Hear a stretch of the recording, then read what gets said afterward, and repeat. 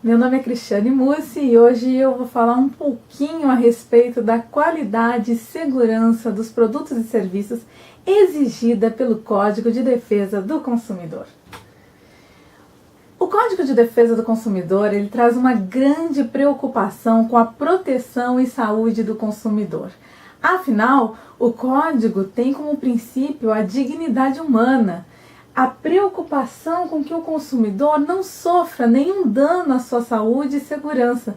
Por isso, os produtos colocados no mercado de consumo devem ter absoluta qualidade. Não é permitido inserir no mercado de consumo produto que acarrete dano à saúde ou segurança do consumidor. É o princípio da prevenção dos danos. E também o fabricante deve informar todos os riscos que o produto ou serviço possam causar ao consumidor, princípio da informação. Então, quando a gente observa que o fabricante ele tem que tomar todos os cuidados, informar o consumidor, para que o consumidor saiba exatamente o que ele está consumindo, para que não cause nenhum dano. O consumidor deve saber como utilizar o produto, como manobrá-lo, como manuseá-lo, para que não haja nenhum tipo de dano à sua saúde e segurança.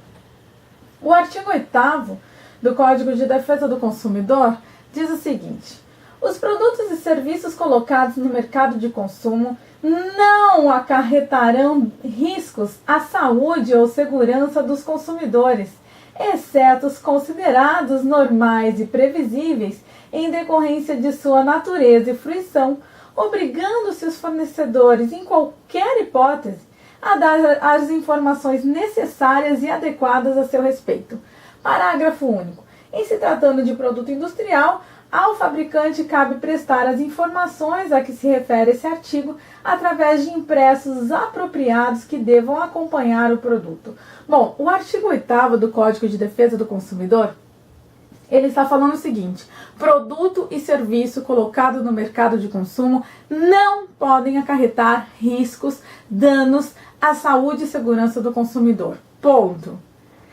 No entanto, existem aqueles produtos que têm um risco inerente, que é um risco normal e previsível. Então, a exceção é quando o produto tiver um risco considerado normal e previsível, é admitido no mercado de consumo. Então, a princípio, produto e serviço não pode acarretar dano à saúde e segurança do consumidor, exceto os considerados normais e previsíveis. Então, aí admite uma exceção, que são os produtos que têm uma periculosidade inerente. O que seria, por exemplo, um produto com periculosidade inerente? Vamos pensar numa faca. Faca corta. Então, qual é a periculosidade inerente? Existe, faz parte da essência da faca cortar. Aliás, se a faca não cortar, você vai dizer o quê? Que ela está com vício. Então, é característica dessa faca a necessidade de que ela corte.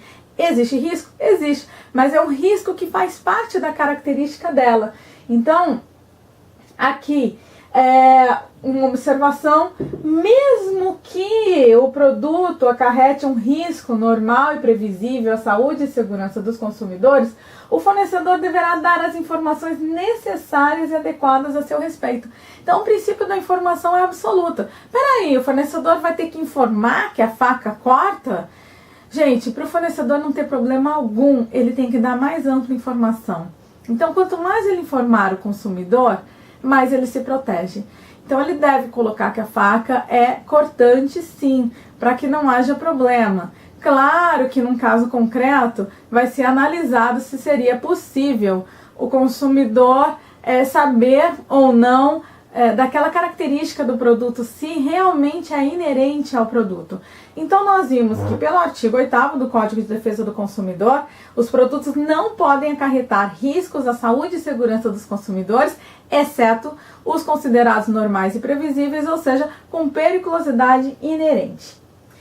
O artigo 9º traz uma outra classificação de produtos e serviços.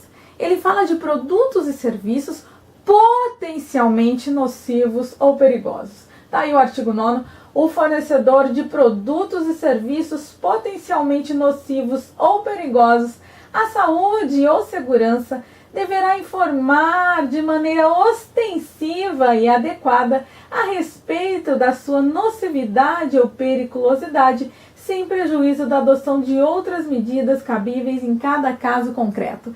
Então, vocês observem aqui que o Código de Defesa do Consumidor fala de produtos potencialmente nocivos ou perigosos. Esses produtos potencialmente nocivos ou perigosos podem circular no mercado de consumo? Podem, mediante ampla informação. Mas o que seria produto potencialmente nocivo ou perigoso? É aquele que tem a potencialidade de causar um dano à saúde ou segurança do consumidor. Olha, são aqueles que apresentam a possibilidade de causar um dano à saúde do consumidor. Vamos imaginar um produto potencialmente nocivo ou perigoso, um veneno para matar barata. Ele pode circular no mercado de consumo? Pode. Vocês encontram facilmente numa prateleira de supermercado.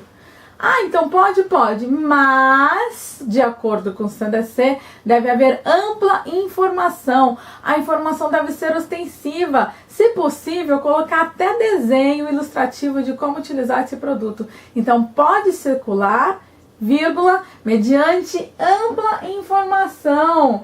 E, se necessário, deverá o fornecedor adotar outras medidas cabíveis em cada caso concreto para que esse produto não cause nenhum tipo de dano ao consumidor. Além dos produtos sem risco ou com risco normal e previsível, ou os potencialmente nocivos ou perigosos, nós temos ainda os produtos e serviços com risco incomum e incalculável.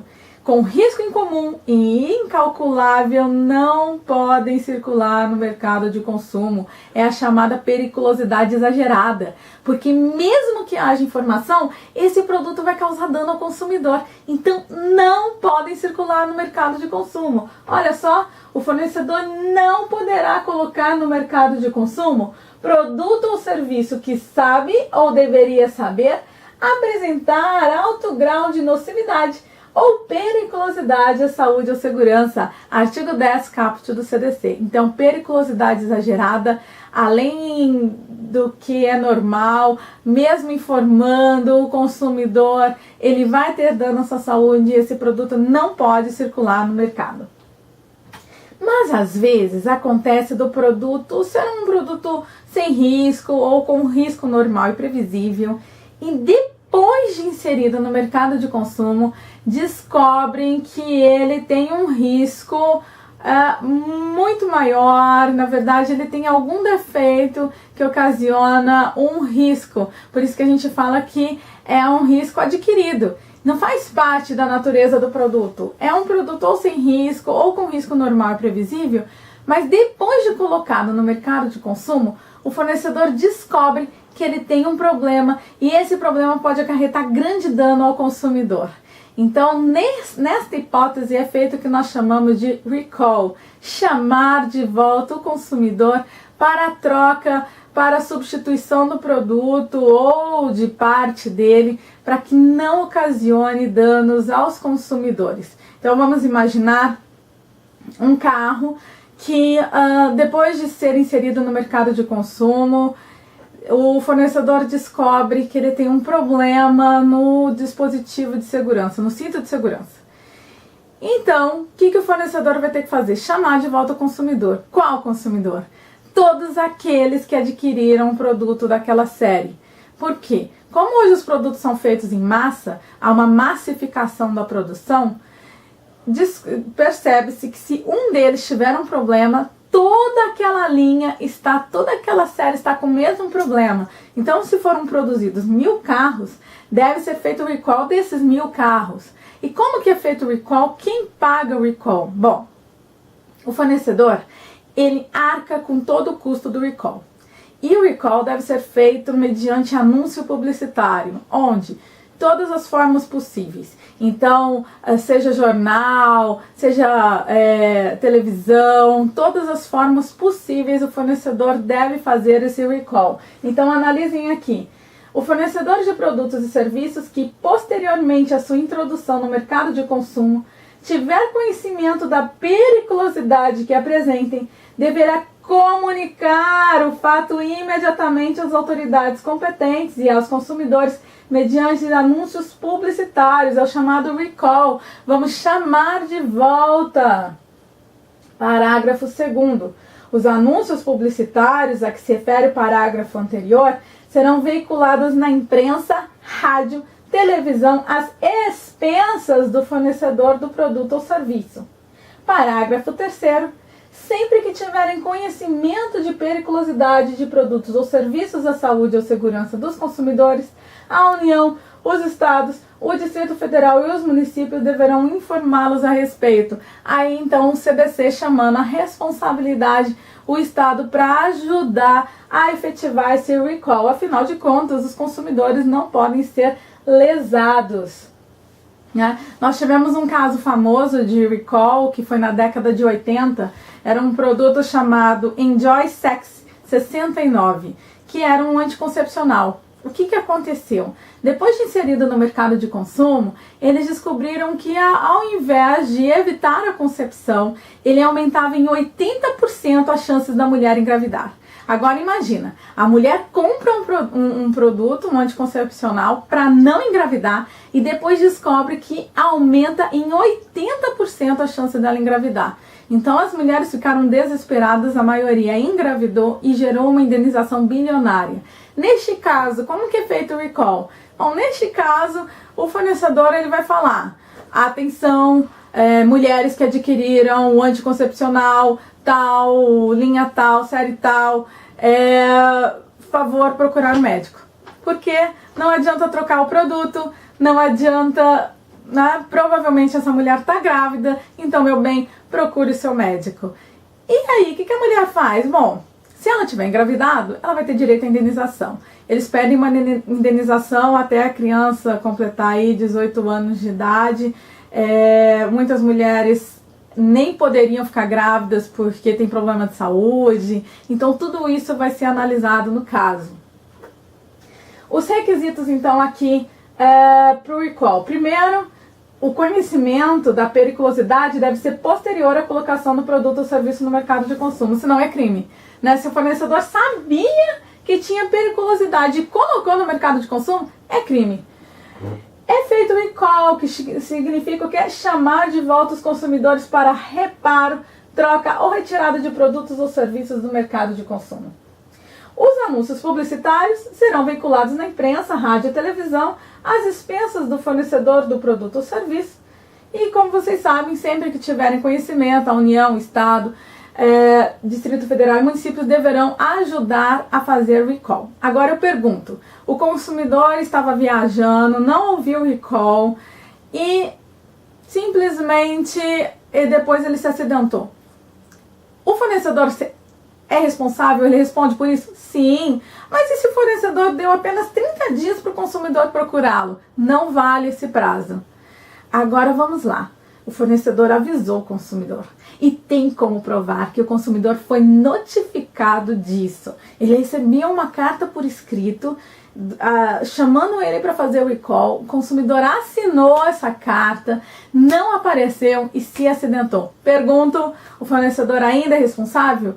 Bom, nesse caso, eu vou seguir a linha do Risato Nunes, que diz que sim, pela responsabilidade objetiva. Ou seja, como há responsabilidade objetiva diante do caso, mesmo o fornecedor tendo feito o recall não o exime de responsabilidade e então ele tem que indenizar. Então, outros doutrinadores, como Leonardo Medeiros Garcia, ele fala que o fornecedor deveria se eximir, pelo menos culpa concorrente, mas eu sigo a linha do Risato, que fala que não, que o fornecedor não se exime de responsabilidade ao fazer recall.